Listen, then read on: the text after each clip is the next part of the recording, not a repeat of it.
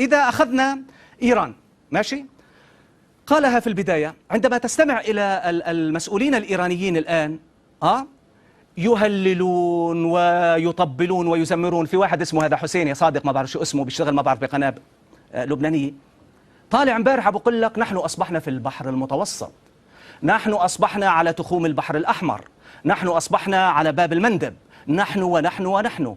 واضح تماما أنكم مجرد أداة رخيصة جدا في أيدي مشروع لا ناقة لليمن فيه ولا جمل. أنتم عبارة عن خنجر بيد هذا المشروع الإيراني بشهادة الإيرانيين أنفسهم.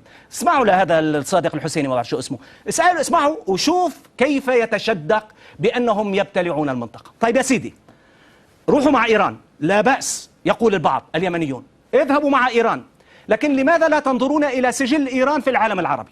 هل دخلت إيران بلدا عربيا إلا وحولته إلى خراب ودمار؟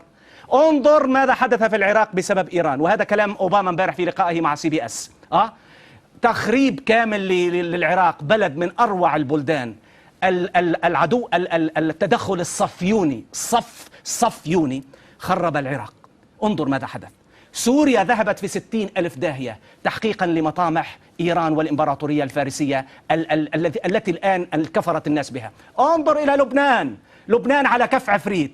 لماذا؟ بسبب حزب الله كما يقول لك السوريين وغير السوريين. انظر ماذا يفعل بالجيش اللبناني، انظر كيف صادر كل شيء. هل نحن بحاجة إلى حزب الله جديد في اليمن؟ أنتم حزب الله جديد في اليمن. ومش بس هيك، قال شو قال؟ أنصار الله. كيف ترد؟ طبعا سبب المشاكل هي أمريكا وليست إيران. فعندما تدخلت أمريكا في أفغانستان أوجدت لنا طالبان وأوجدت لنا القاعدة، وعندما تدخلت في العراق نفس الشيء، أوجدت لنا داعش، والآن عندما تدخلت في سوريا أيضا نفس الشيء.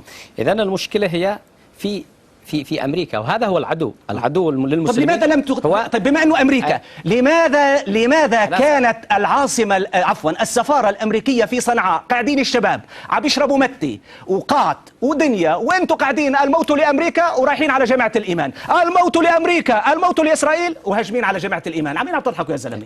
طيب أنا بنجيب بس رجاء لا جاوبني. طيب أنا بجاوب. عم تهاجم أمريكا، روح هاجم السفارة. خليني هاجم السفارة.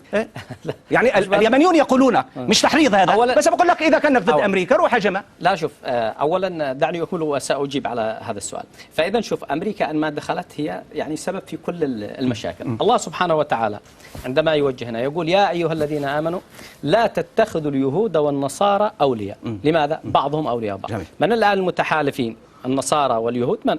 أمريكا وإسرائيل أكبر حلف.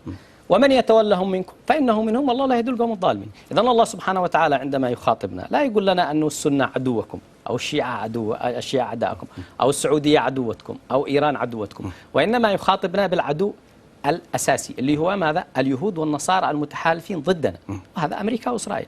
إذن أنا أصدق محمد جميح ولا أصدق القرآن الكريم؟ هذا واحد. ثانيا، شو دخلكم بالقرآن الكريم يا رجل؟ كمان هلا أخذتني على القرآن. أنا عم بحكيك سياسي، شو دخلك بالقرآن الكريم؟ شو دخلت القرآن الكريم بالنص؟ عم بسألك أنا عم بسألك سؤال بسيط. لماذا لا تتعلمون من الدول العربية التي سمحت لإيران بدخولها، مثل سوريا، لبنان، العراق، وأنتم الآن حزب الله في لبنان؟ قل لي أين لبنان الآن؟ 3/4 اللبنانيين هجروا، لبنان على كف عفريت. شوف شو صار بعرسال، بسبب من؟ بسبب حزب الله، وانتم جايين بأنصار الله. لا بسبب هذا أمريكا. هو سؤال. لا شوف، بسبب أمريكا. شوف العدو الأساسي لهذه الأمة هي أمريكا. وأينما تدخلت أمريكا، شوف في ليبيا تدخلوا عملوا مشكلة. قضية الشعار هذا هو شعار قرآني. الله سبحانه وتعالى يقول لا إكراه في الدين قد تبين الرشد من الغي، فمن يكفر بالطاغوت ويؤمن بالله فقد استمسك بالعروة الوثقى لا انفصام لها. إذا المسلم يريد أن يصل إلى قلب الحقيقة ويكون في الموقف الحق سواء كان سني أو شيعي، فعليه أن يعادي الطاغوت. ومن أكبر طاغوت في هذا العصر؟ أمريكا. طيب البعض يقول لك لسه عم تضحكوا على العالم انتم والإيرانيين. بيناموا بنفس الفراش مع الأمريكان، وبآخر النهار بقول لك الموت لأمريكا. هذه بالمناسبة الاسطواني بالشارع العربي بالمناسبة يا سيدي، وحياتك أنا ما بدي أتدخل، بس ما عاد تضحكوا على الناس. والله ما عاد حدا يصدقكم. قال أمريكا، قال الموت لأمريكا، قال يا زلمة هذا غير صحيح.